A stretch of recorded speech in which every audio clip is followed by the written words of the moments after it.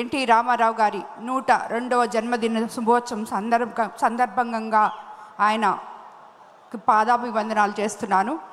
అదేవిధంగా స్వర్గీయ ఎన్టీఆర్ సినిమాలు పేరు ప్రఖ్యాతులు చూస్తూ పెరిగాం. చంద్రబాబు గారి ఇమేజ్ చూసాం, విన్నాం.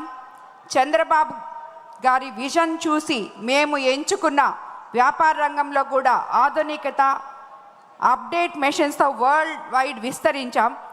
లోకల్ టు గ్లోబల్ లీడర్గా ఉంటూ కూడా మాలాంటి కొత్త వారికి గౌరవం, మర్యాద ఇవ్వడంలో, ప్రజాసేవలో ఎలా ఉండాలో సలహాలు, సూచనలు ఇవ్వడంలో చంద్రబాబు గారు చూపే అభిమానానికి ధన్యవాదాలు తెలుపుకుంటున్నాను. రాజకీయం అంటే సేవ, అభివృద్ధి అని చెప్పారు. మాలాంటి రాజకీయం సేవగా చూసే వాళ్ళకి ఆయన ఇచ్చే గౌరవానికి మరోసారి ధన్యవాదాలు. వారసుడు అంటే ఆస్తులకు, వ్యాపారులకే కానీ ప్రజాసేవ కోసం పుట్టిన రాజకీయ పార్టీలకు వారసుడు కావడం అంటే అది పెద్ద సాహసం. అలాంటిది తాత, తండ్రిని మించి రాజకీయ పార్టీలో ప్రతి కార్యకర్త మనసు గెలిచిన లీడర్గా లోకేష్ తనకు తాను నిరూపించుకున్నారు.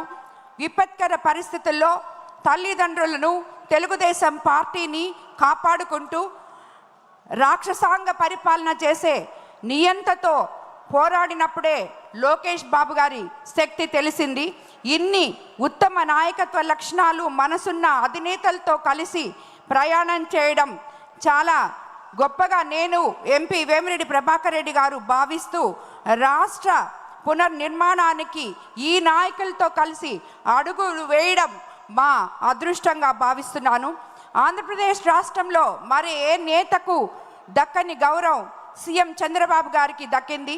కష్టపడి పనిచేయడం, నిజాయితీగా ఉండడం, అనునిమిషం ప్రజల కోసం వాళ్ళ భవిష్యత్తు జీవిత లక్ష్యం అని బతకడం వల్ల ప్రజలు 4 దశాబ్దాలుగా ఆయన్ను గుండెలో పట్టి చూసుకుంటున్నారు.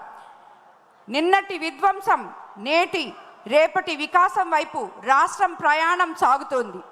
అన్ని ప్రాంతాల, అన్ని వర్గాల ప్రజలు ఆకాంక్షలకు అనుగుణంగా సవాళ్లను, కష్టాలను ఎదుర్కొని నిలబడి సీఎం చంద్రబాబు గారు పాలన సాగిస్తున్నారు.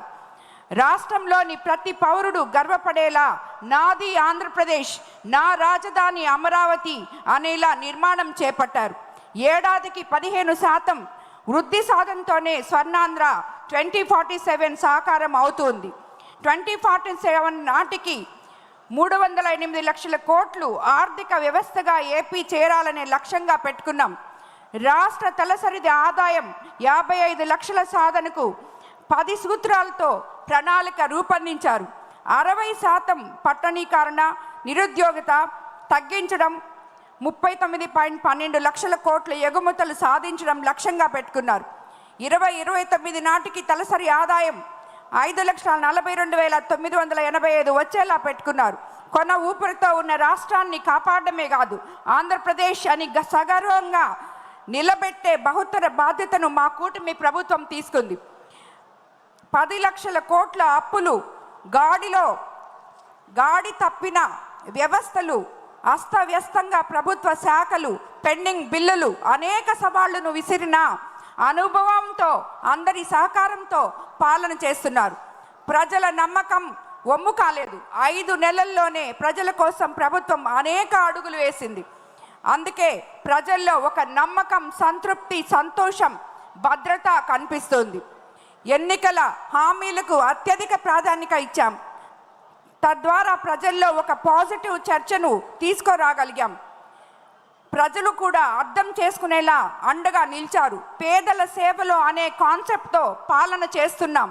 దానితో భాగంగానే ప్రజల జీవన ప్రమాణాలు మార్చే పథకాలు ఎన్నో అమల్లోకి తీసుకొచ్చాం.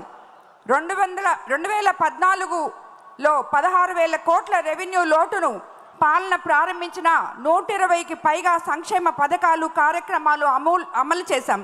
గిరిజనులకు, దళితులకు 27 పథకాలు, ముస్లింలకు 10 పథకాలు, బీసీలకు ఆదరణ వంటి పథకాలతో వెన్నుదన్నుగా నిలిచాం.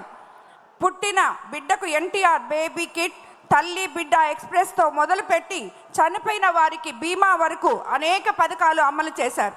కానీ గత ప్రభుత్వం చివరికి పేదవాడు తినే అన్నా క్యాంటీన్ను కూడా మూసివేసింది. సంక్షోభం నుంచి సంక్షేమం వైపు నేడు మళ్ళీ పథకాలు ప్రాణం పోసాం. పెన్షన్లు 4000 పెంపు. దేశంలో అత్యధిక పెన్షన్లు ఇచ్చే రాష్ట్రం మనదే. ఎక్కువ అప్పులు తక్కువ ఆదాయం ఉన్న రాష్ట్రంతో దేశంలోనే ఎక్కువ పెన్షన్లు ఇస్తున్నాం. అధికారం చేపట్టిన మొదటి నెల నుంచే 64 లక్షల మందికి ఇంటి వద్దే పెన్షన్ ఇవ్వగలుగుతున్నాం. దేశ చరిత్రలోనే లేని విధంగా అనారోగ్యంతో ఉన్నవారికి 10,000 రూపాయలు 15,000 రూపాయలు పెన్షన్ ఇస్తున్నాం. పేదల కోసం నేటికి 198 చోట్ల అన్నా క్యాంటీన్లు ప్రారంభించాం. 5 రూపాయలకే కడుపు నిండా పేదలు భోజనం చేసేటట్టు చూసుకుంటున్నాం. పేదల జీవన ప్రమాణం పెంచడంలో ఇదో ముఖ్యమైన పథకం. సూపర్ 6 పథకాలు నాంది. ఆడబిడ్డలకు సాయంగా దీపం 2 కింద ఏడాదికి 2,684 కోట్లతో 3 ఉచిత గ్యాస్ సిలిండర్ల పథకం. చెత్త పన్ను రద్దు చేశాం. గత ప్రభుత్వం పన్ను వేసింది కానీ 83 లక్షల టన్నుల చెత్త ఎత్తనే లేదు. 25కు పైగా కొత్త నూతన పాలసీలు, industrial development policy, MSME policy, food processing policy, electronic policy, private park policy, clean energy policy, semiconductor policy, drone policy, data centre policy, తిరిగి బ్రాండ్ ఏపీకి శ్రీకారం చుడుతున్నాం. పారిశ్రామిక ప్రగతి వైపు అడుగులు వేస్తున్నాం. ₹5,000 కోట్లతో కొప్పర్తి ఓరకల్లు ఇండస్ట్రియల్ కారిడార్లు, కర్నూలులో డ్రోన్ హబ్ ఏర్పాటుకు 300 ఎకరాల కేటాయింపు. ప్రతి క్షణం ప్రతిరోజు రాష్ట్రం కోసమే ప్రజల రుణం తీర్చుకుంటున్నాం. ఇవన్నీ కేవలం 5 నెలల కాలంలో మా ప్రభుత్వం చేసుకున్న లక్ష్యాలు. అన్నీ చేస్తాం, రాత్రికి రాత్రే అద్భుతాలు సృష్టిస్తామని చెప్పడం లేదు. కానీ ప్రతి ఒక్కటి మనం ప్రజలకి ఎలక్షన్ టైంలో ఏమైతే హామీలు ఇచ్చామో అవన్నీ ఇవ్వడానికి మన ముఖ్యమంత్రి చంద్రబాబు నాయుడు గారు, నారా లోకేష్ బాబు గారు ఇద్దరూ కలిసి ఎన్నో ప్రయాసాలకు ఓర్చి పేదవాడి గుండె చప్పుడు వింటూ ఎన్నో మహోన్నత కార్యక్రమాలు ముందుకు తీసుకెళ్తున్నారు. అన్నిటికన్నా ముఖ్యంగా పేదవారి కోసం ప్రతిరోజు ఇక్కడ ఉన్న ఏ నాయకుడైనా మనకందరికీ దిశానిర్దేశం చేస్తే దాని విధంగా అట్టడుగున ఉన్న బలహీన వర్గాలకి కార్యకర్తలకి ఎలా అండగా ఉంటారో మనకి ఆ విధంగా మనల్ని ప్రతి నెల 1వ తేదీ పెన్షన్ ఇవ్వడానికి ప్రజల్లోకి పంపించి వారి కష్టాల కోసం వాళ్ళకి ఎటువంటి ప్రాబ్లం ఉన్నా అక్కడికక్కడే తీర్చే విధంగా మనకి ప్రజలకి దగ్గర చేస్తున్నారు. అదేవిధంగా గ్రీవెన్స్ డేలు పెట్టి నిత్యము వారానికి 1 రోజు ప్రజల్లో ఉండాలని నాయకుల్ని కోరుకుంటున్నారు. ఇలాంటి నాయకులతో కలిసి మనం పనిచేయడం వల్ల అట్టడుగు బలహీన వర్గాలకి కార్యకర్తలకి అందరికీ కూడా న్యాయం జరుగుతుంది. ఇలాంటి వాళ్ళు మనకి రాబోయే రోజుల్లో తప్పకుండా ఎటువంటి